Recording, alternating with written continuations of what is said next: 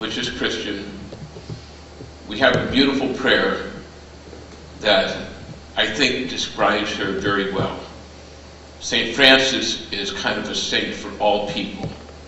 But don't you agree with me that this describes Fariba?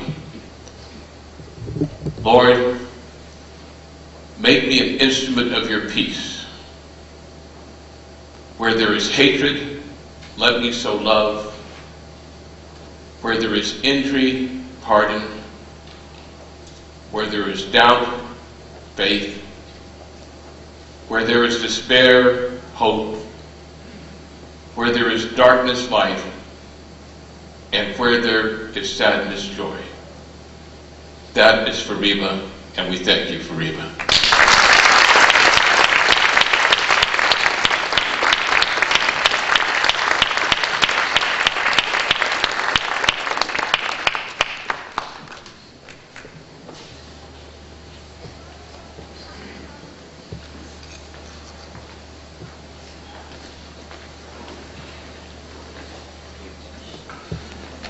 Hello, my name is Tom Pollard, and I'm a professor at National University.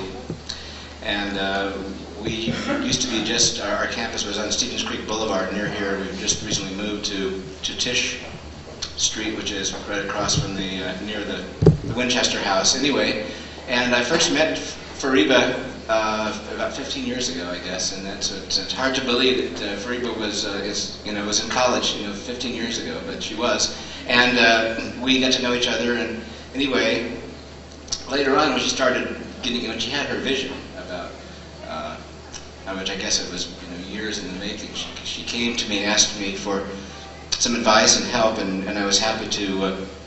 I thought it would be easy, and I said, well, we'll be glad to make some classroom space available for your organization, and I called a couple, I thought I called the right people, and everything was fine, and then. I guess about 8 years ago or 9 years ago, and then suddenly there was a big fight at the university, and there was a misunderstanding, a lot of suspicion. Well, who was she? What was she trying to do? And there was a feeling that maybe she was trying to make money, and it was a secret marketing ploy or whatever it was. And it's even involved, another Iranian person that worked on the staff, and it was anyway. And at that time, our university didn't have a diversity agenda, and it was just trying to grapple with that issue like a lot of universities were at the time. And National, by the way, is, I don't know if you know us, but we're quite large. We're the second largest private university in California. We're nonprofit and accredited, and we typically function as a senior university, accepting transfer students from, and around here from De Anza College, we have a lot of our best students come from De Anza anyway.